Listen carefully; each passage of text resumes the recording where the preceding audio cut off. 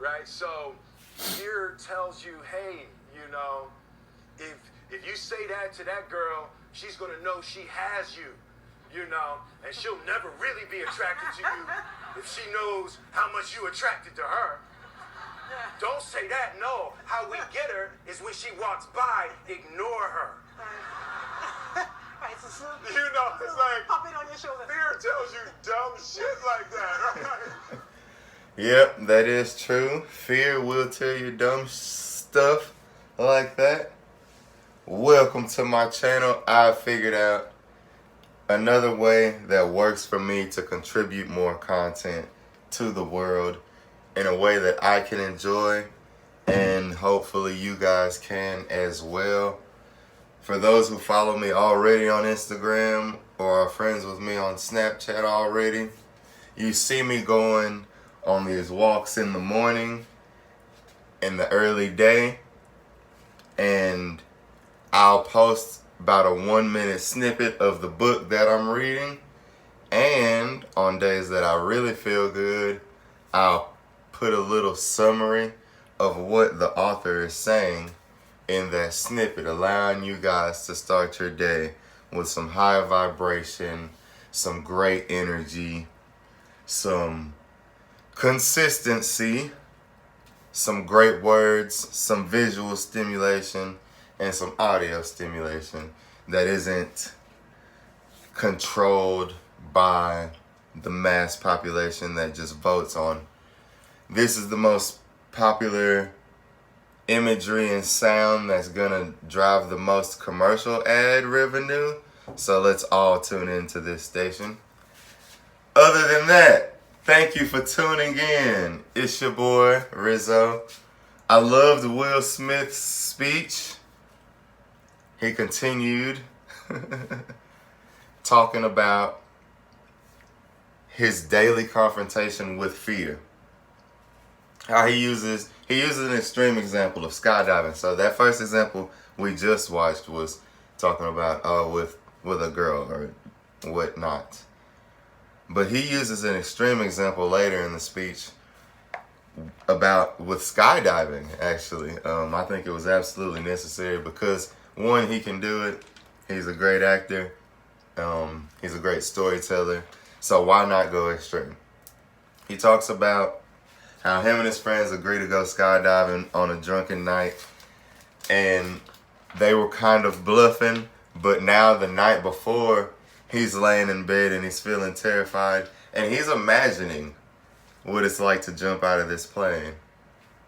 And I went ahead and looked up the word imagine, which is to form a mental concept of. We've got notes.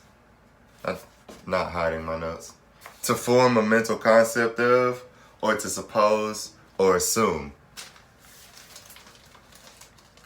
None of those two definitions are going to serve him the night before jumping out of this airplane and skydiving. To assume what it's like, unless you're gonna prepare yourself and assume well, but to be terrified, which is another word he used, which I defined at extreme fear, there's no reason for that, and that was one of the points of the speech that he made. He says on the ride to the airport, his stomach was rumbling and feeling terrible, and he didn't even eat well, which was just another key that added to what he was saying. It ruins your day to be worried and in fear of something that you don't have to do yet. You aren't jumping out yet. Why are you scared? You're just in a car. You're just in your bed. Why are you afraid? He's like, during the safety brief, he's picking up on every little mishap that the instructors are saying. Okay, I made that up. I did make that up. He talks about during the safety meeting how the instructor says if the chute doesn't, I would say, expand, if it doesn't go off. And he's like, oh man, why wouldn't the chute go off? But still, that fear was leading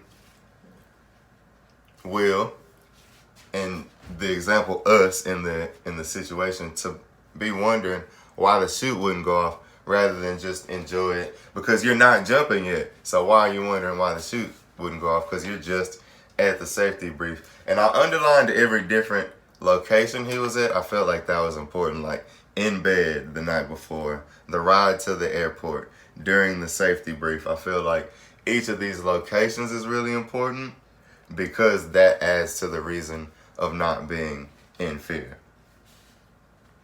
Then he's talking about on the way up, on the flight up. Of course, that's nervous, and it's, there's going to be some nerves going, especially if you don't fly often.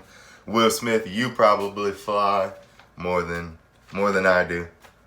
We're talking about how he's making small talk with the guy that he has to jump with, like, oh, you got a family, right? Like, making sure he is going to want to live as well, which is hilarious because it's Will Smith, but it's also playing into that fear mindset, not just enjoying that moment. He sees the light that goes red, yellow, then green, and he talks about how inside he's nervous. I should bring water to these videos, to take a little sip of water. Talks about how he's nervous about the light's red now, eventually it's going to be yellow and then green, then what's going to happen when it turns green. So that's really funny. Did I look up wondering? I did. Characterized by or expressing of a desire to know something, curious. Oh, I actually like that definition. Feel like that definition serves you. Go ahead and wonder up. Let's wonder up. That's why I like dissecting these things. Because when he's speaking, he's in front of a live audience. He couldn't really break down each point by point. And maybe I'm doing it incorrectly. I'm only doing it from my opinion. But I like to do it. I like to break it down. Hopefully you guys will break something down and be like, no, he meant this. Or yeah, he meant that, but also this as well. Here's a point you hit on really well.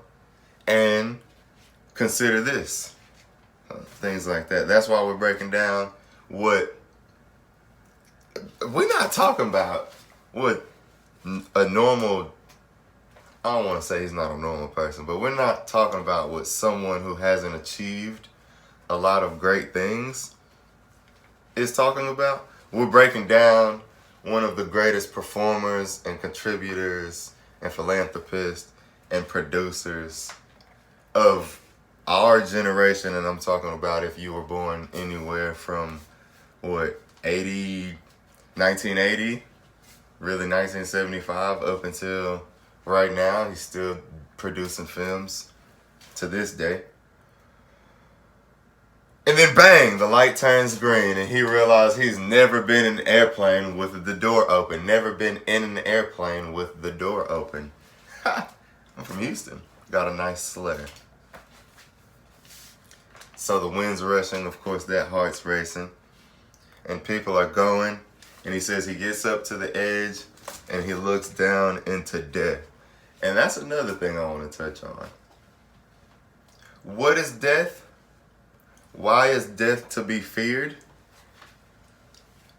I will say death is to be feared by a lot of people. Well, like not supposed to be feared, but it's feared. And the fear of death hinders a lot of people. People fear the things that lead up to death, like the old age and the illness. And people fear the death because they don't want to cease to exist. Or they don't want to continue to exist in a place that is uncomfortable. And they are unsure about continuing to exist in this new place that's just unfamiliar. And they're just worried about their existence later on. Death is later on. You don't experience death. Either you're alive or you're dead. So there's nothing to fear. If it's nothing, like if it's, you know what it's like to sleep and not be there. Do you remember what it was before you were born? So if it's that, then that's nothing to fear. That's just nothingness. That's just peace. That's just bliss. If it's an escalation, that's nothing to fear. But regardless, it's not here yet. So he's looking down into death, sowing, and they go down, count down. 3, 2, and he says they push on 2 because on 3 people like to grab. Which is funny to me. We have a twitch mechanism, and we've got that last fear. And on 3, I feel like that might be the point where you should be afraid, because at that point, that's when you have to actually make the choice to jump or not. And that's why he says they push you on 2, which is genius. And I wish he had had more time to elaborate on the fact that they push you on 2 because on 3 you grab. Like, he's talking about all these points: in bed, on the ride up, on the airplane before, sitting on the chair. But on 3, that's the point where fear, you actually should be afraid, because that's when you have to jump. On the plane or at home the night before, you don't have to jump yet. You just got to go to bed. Then he moves on to say, it doesn't, no, he says the point of maximum danger was the point of minimum fear. Man, I hope I didn't misquote that. I hope he didn't say, nope, I quoted it correctly. The point of maximum danger, like danger mentally, like don't do this, don't, we're about to jump.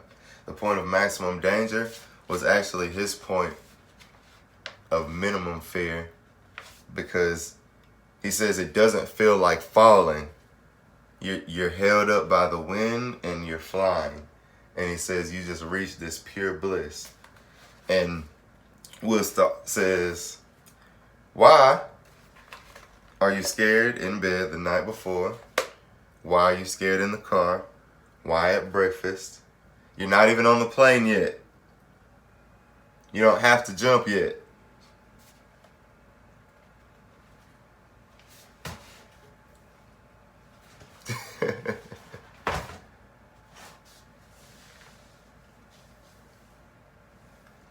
Everything up to stepping out, you're safe. And the moment that you should be terrified is the moment of the most bliss. Will continues to say that God put the best things in life on the other side of terror. So, I was greatly impacted by this video. I loved watching it. I love listening to it. It has probably been, I watched it twice today and went straight to filming. But before this, I had probably heard it about 10 times, maybe seen it twice or 3 times. So it was really fun to watch. Thank you guys for tuning in. Until next time, love, life, peace. Subscribe. Peace out.